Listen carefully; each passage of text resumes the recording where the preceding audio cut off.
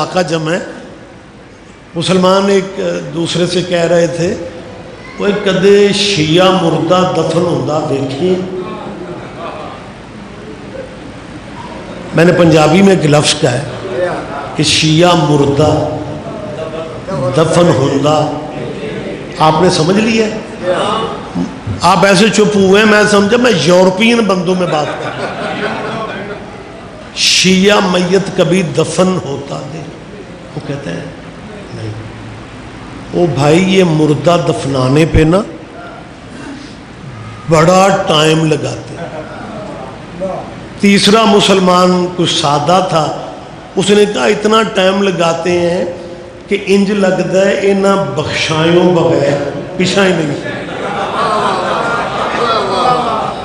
چوتھا بول کے کہتا ہے یہ میت کو قبر میں اتار کے بھی آرام نہیں کرنے دیتے.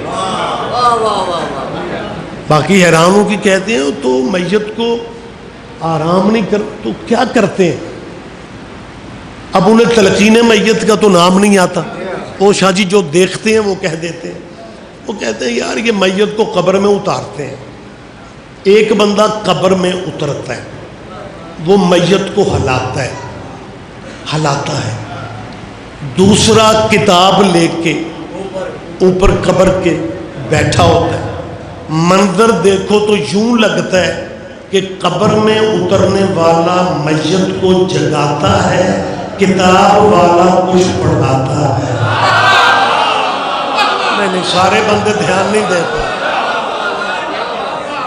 اب صاحبان گرامی قدر کچھ لوگوں کو خیر بات لمبی نہ ہو جائے, میں صرف وضاحت اس لیے کر رہا ہوں کہ ہمارے بچوں کو کالجوں میں یونیورسٹیوں میں اگر کوئی بات کرنی پڑ جائے تو ان کے پاس میٹر ہونا چاہیے. قصیدے مجھے بھی اچھے لگتے ہیں. صدفی بھائی بہت پیارا پڑھتے ہیں. میں نے بڑی توجہ سے قصیدہ سنا, کیونکہ جو شیعہ ہو کے قصیدہ پسند نہ کرے اسے چیک کروانا چاہیے.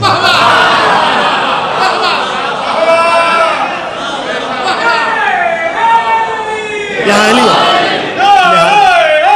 سارے جواب لہذا قصیدے مجھے بھی شاہ جی عباس بھائی پسند ہیں, لیکن اگر بچوں کو یونیورسٹی میں ٹیچر سے بات کرنا پڑ جائے پھر وہاں قصیدہ نہیں پڑھا جائے.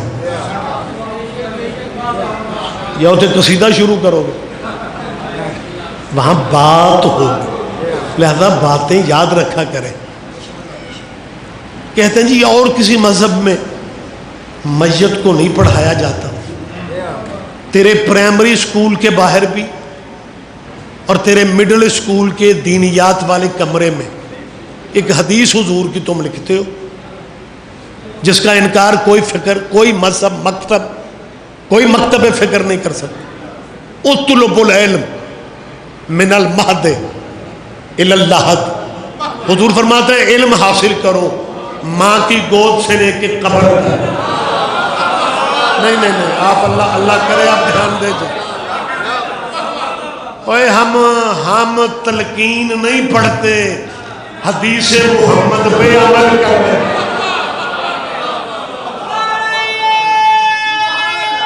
مہربانی